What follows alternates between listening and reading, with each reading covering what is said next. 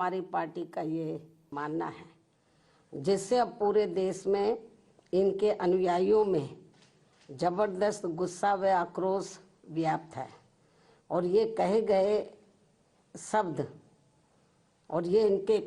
शब्द इनको जल्दी ही वापस ले लेने चाहिए तथा इसके लिए इनको पश्चाताप भी जरूर करना चाहिए, तो ये बेहतर होगा। वरना इनके अनुयायी इस घटना को कभी भी भुला नहीं पाएंगे तथा ना ही इनको कभी माफ कर पाएंगे। जिस प्रकार से बाबा साहब के प्रति कांग्रेस पार्टी के असंख्य रहे गलत कारनामों को इनके अनुयायी अभी तक भी भुला नहीं पाए हैं और ना ही ये कभी कांग्रेस पार्टी को माफ करने वाले हैं, चाहे ये अपने कितने रंग ढंग व चाल आदि भी क्यों ना बदल लें।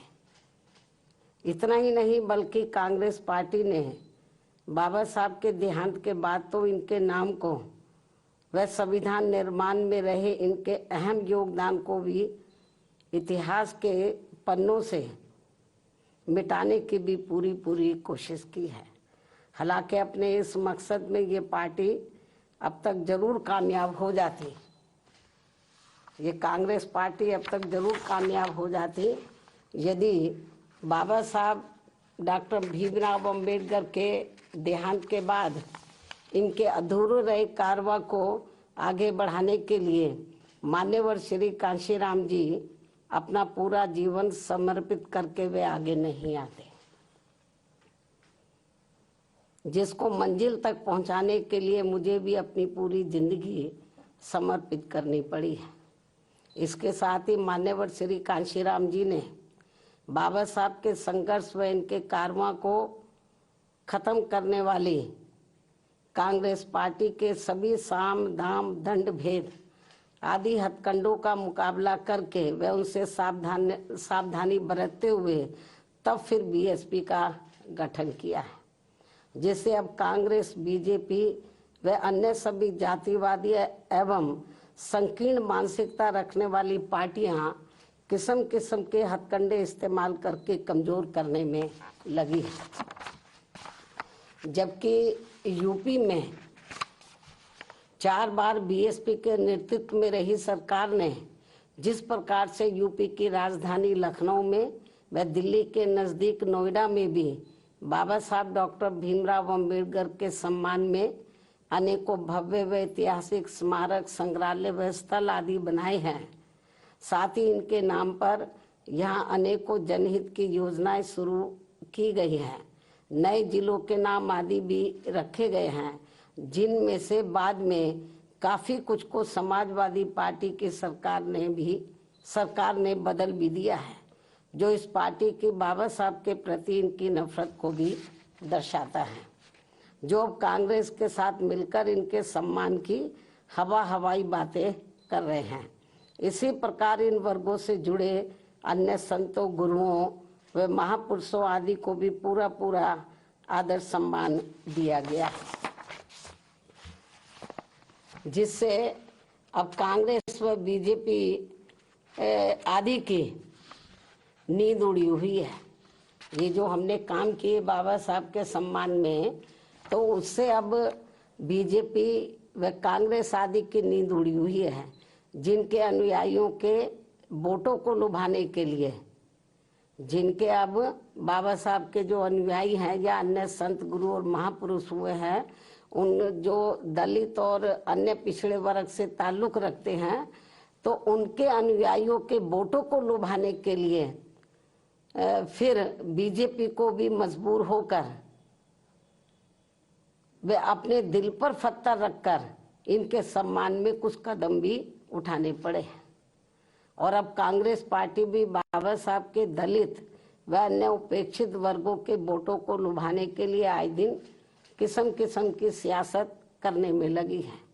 और इसी क्रम में कांग्रेस पार्टी अब इस कोशिश में लगी है कि श्री अमित शाह के मुद्दे पर कुछ न कुछ दलितों का वोट जरूर बटोर लिया जाए, जबकि बाबा साहब ने अपने जीते जी दलितों व अन्य उपेक्षित वर्गों के लोगों को इस पार्टी के बारे में सावधानी के तौर पर उन्हें ये कहा था कि कांग्रेस पार्टी कभी भी माफ करने लायक पार्टी नहीं है।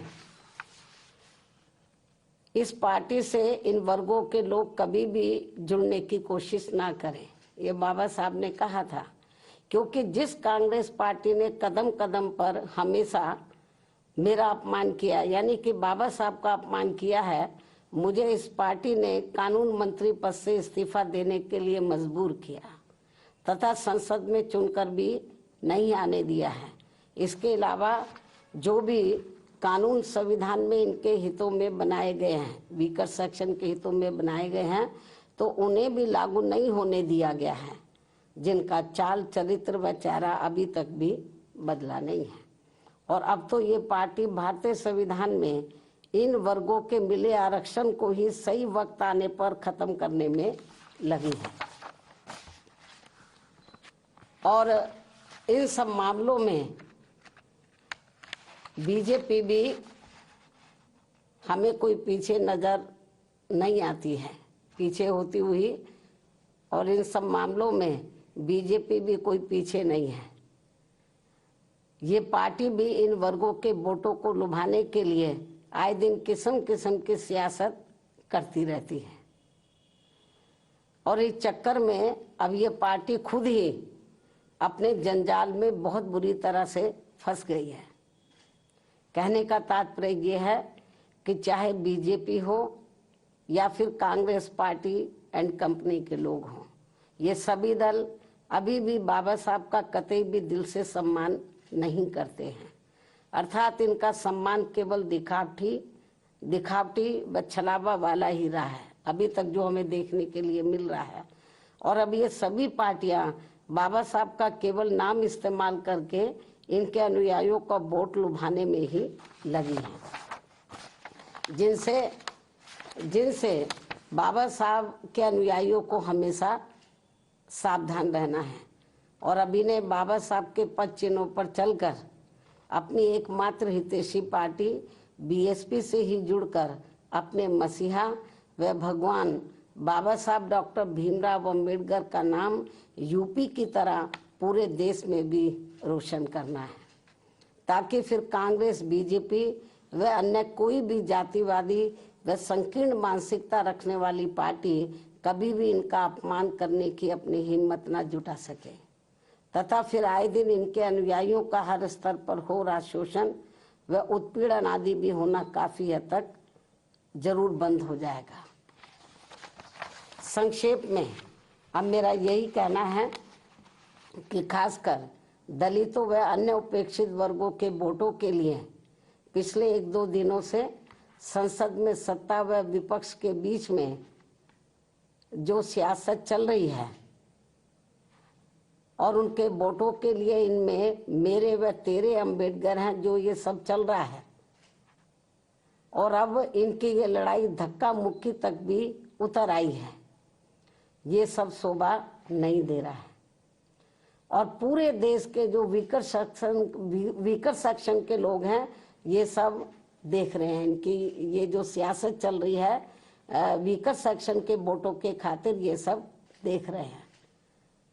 मुझे नहीं लगता जो कुछ ये सियासत चल रही है तो वीकर सेक्शन के लोग न सत्ता के बहकावे में आने वाले हैं और न ही विपक्ष के, क्योंकि उनको ये मालूम पड़ गया ये हमारे हितों में कुछ करने वाले हैं नहीं, केवल हमारा वोट चाहते हैं और संविधान की बात जरूर करते हैं लेकिन संविधान पर अमल नहीं करते हैं। और यदि इन्होंने संविधान पर अमल किया होता तो फिर बाबा साहब अपने कानून मंत्री पद से इस्तीफा क्यों देते? और फिर आज जो कांग्रेस हमें या विपक्ष या कांग्रेस या जो अन्य विपक्ष जो हमें सत्ता से बाहर नजर आता, वो नहीं आता। यदि ये ईमानदारी निष्ठा से संविधान का जो हमेशा संविधान को दिखाते रहते हैं उस पर इन्होंने रत्ती भर भी अमल नहीं किया, कांग्रेस पार्टी एंड कंपनी के लोगों ने। और यदि अमल किया होता तो आज इनकी इतनी बुरी हालत नहीं होती। आज इनको अपने रंग ढंग और चाल ये नहीं बदलने पड़ते। तो ये सब क्यों करना पड़ा है? क्योंकि इनको जो वीकर सेक्शन के लोग हैं, दलित व अन्य उपेक्षित वर्गों के लोग, तो इनको ये सोचा कि इनको किस्म किस्म के लालच देकर गुमराह इनको किया जाए, इनके लिए कुछ किया ना जाए। जैसे सदियों पहले ये गुलाम और लाचार बने रहे हैं और यहाँ जातिवादी व्यवस्था के शिकार बने रहे हैं, इनको कभी भी अपने पैरों पर खड़े ना होने दिया जाए। इस मामले में चाहे सत्ता या विपक्ष है, इनकी सोच, नीति, नियत लगभग एक जैसी है, ये भी मैं बताना चाहती हूँ। तो इसलिए मेरा यही कहना है कि ये जो इनकी जो अभी तक ये जो इनकी ये शासन चलती रही है इस किस्म की, और फ्री में, और ये लोग सोचते रहे कि इनको कुछ दिया ना जाए, इनको अपने पैरों पर खड़े ना होने दिया जाए और इनको किस्म किस्म के लुभावने वायदे करके, गारंटी देकर इनका वोट ले लिया जाए। अब ये लोग इनके बहकावे में आसानी से आने वाले नहीं हैं। तो बल्कि यदि ये चाहते हैं कि वीकर सेक्शन इनके साथ जुड़े, तो इनको, चाहे सत्ता विपक्ष है, तो इनको बीएसपी के बताए हुए रास्तों पर चलकर जो इस देश में दबे कुचले लोग हैं, उनके हितों में बाबा साहब का सम्मान करने के साथ साथ इनके अनुयायियों को संविधान का पूरा लाभ देकर इनका दिल जीतना होगा। जो अभी पार्लियामेंट में जो इसके साथ जो वहाँ पे सियासत जो चल रही है, इससे ये वीकर सेक्शन का दिल नहीं जीत पाएंगे। जो ये संभव होता हुआ नजर नहीं आ रहा। मुझे नहीं लगता कि ये लोग कुछ अपनी सोच में, नीतियों में परिवर्तन कर पाएंगे। ऐसे में इनको इनकी इस दिखावटी, यानी कि जो दबे कुचले लोग हैं या दलित वर्ग के लोग हैं, तो इनको इनकी इस दिखावटी व छलावा वाली सियासत से जरूर बचना चाहिए। और अब मैं अंत में सत्ता व विपक्ष को ये चेतावनी भी दे रही हूँ, यदि इन्होंने दलितों व अन्य उपेक्षित वर्गों के वोट के खातिर अपनी ये सियासत बंद नहीं की, तो फिर हमारी पार्टी को इनके विरुद्ध पूरे देश में आवाज उठानी पड़ेगी और इनका फिर पूरा पर्दाफाश करना पड़ेगा। इसलिए सत्ता और विपक्ष को तो बाबा साहब का नाम का इस्तेमाल करके ये जो इसकी आड़ में ये वीकर सेक्शन का जो वोट लेने के की जो सियासत कर रहे हैं, तो ये अब इस सियासत नहीं चलेगी। क्योंकि जो वीकर सेक्शन के लोग हैं, तो अब वो काफी जागरूक हो चुके हैं। बाबा साहब ने काफी हद तक इनको जागरूक किया। उनके ध्यान के बाद बीएसपी ने इन वर्गों को काफी हद तक जागरूक किया। मैं फिर इस बात को दोहराना चाहती हूँ कि यदि बीएसपी नहीं बनी होती, तो अब तक ये बाबा साहब का नाम मिटा देते और जो संविधान में दबे कुचले लोगों को कानूनी अधिकार मिले, उन्हें खत्म कर देते। ये तो बीएसपी की वजह से इनकी मजबूरी है। तो इसलिए जब उसमें ये कामयाब नहीं हो पा रहे हैं, तो ये लोग अब सोच रहे हैं कि इसके बाद इन्होंने बीएसपी को खत्म करने का प्रयास किया कि बीएसपी को ही खत्म किया जाए, तब दबे कुचले लोगों का वोट पड़ेगा। तो इन्होंने छोटी छोटी पार्टियां बनाई, स्वार्थी किस्म के लोगों को इस्तेमाल करके, ताकि इनका चुनाव में वोट बढ़ जाए। ये सब किया इन्होंने। तो लेकिन इनको लगा कि बीएसपी फिर भी कमजोर नहीं हो रही है, तो अब इन्होंने ये नई नौटंकी शुरू की है, नई सियासत शुरू की है, जो ठीक नहीं है। और जो दलित और वीकर सेक्शन के, जो अन्य वीकर सेक्शन के लोग हैं, अब ये जल्दी से इनके बहकावे में आने वाले नहीं हैं।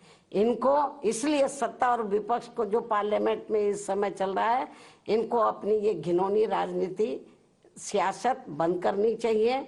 तो इन्हीं लफ्जों के साथ ही, इन्हीं जरूरी बातों के साथ ही अब मैं अपनी बात यहीं समाप्त करती हूँ। धन्यवाद। जय भीम व जय भारत।